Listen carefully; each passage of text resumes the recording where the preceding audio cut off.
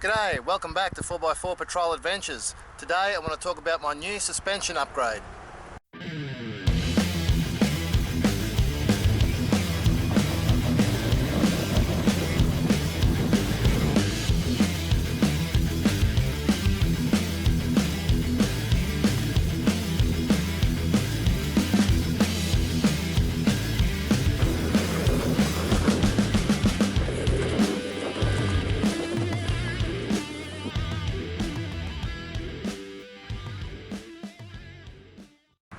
As I mentioned in my last video, the old setup I had was about 8 years old, and don't get me wrong, it was great.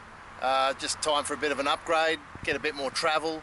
I used to run the King Springs 4-inch with the Oztech shocks, but after 8 years, daily driven and a lot of off-road work, they were starting to get a little bit tired, so this is a new setup.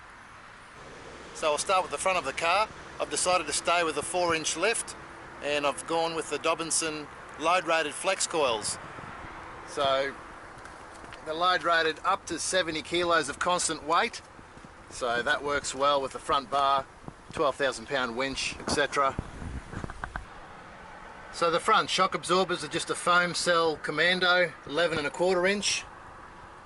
They're one of the cheaper brands on the market, but they just get beaten around in the bush, so it doesn't really matter. They seem to drive really well.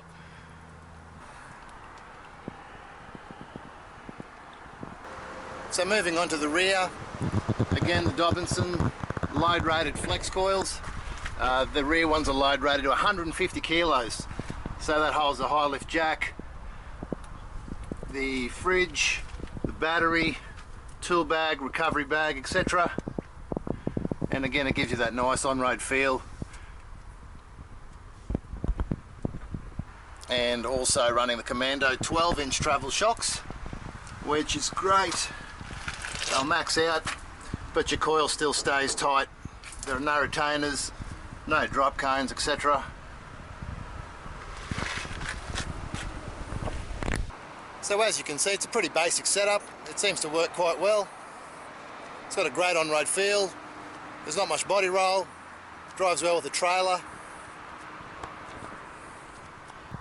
Another subject I'd like to touch on is the standard radius arms on the front of the Patrols and where their limits are. Basically, this setup now is at its limits. The long travel shocks at the front, they will not fully extend because of the standard radius arms. And where is the limitation? It's here, where they go through either the chassis or the drop box. Because of the pin design, it will not allow the arm to drop all the way down, even with the spring pressing on it. The only way is to get a jack between here and here and actually press the arm down. That's how much restriction you have with their standard arms. That's where Toyota Land Cruiser 80 series and the live axle front 100 series, they were far superior in their design because they had the round bush like you get your aftermarket arms and drop boxes, and obviously that round bush just allows the arm to fall straight down with no resistance. So that's my latest modification, and I can't wait to see your rigs out on the tracks. Please like and subscribe to my channel, and catch you next time.